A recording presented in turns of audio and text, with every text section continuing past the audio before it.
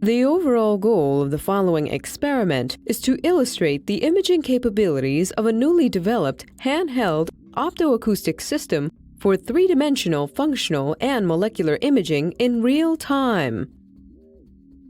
This is achieved using a probe with a spherical matrix array of piezoelectric transducers around a fiber bundle that guides light pulses.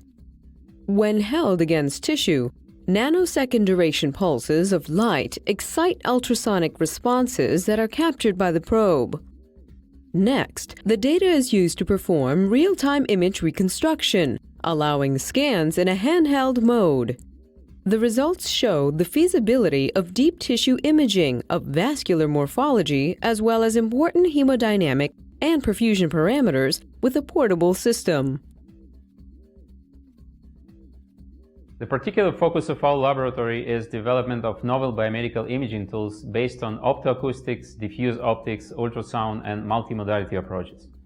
The newly developed handheld optoacoustic tomography system can essentially provide truly five-dimensional imaging capability. This means it can deliver high-resolution, spectrally enriched volumetric imaging of tissue morphology and function in real time.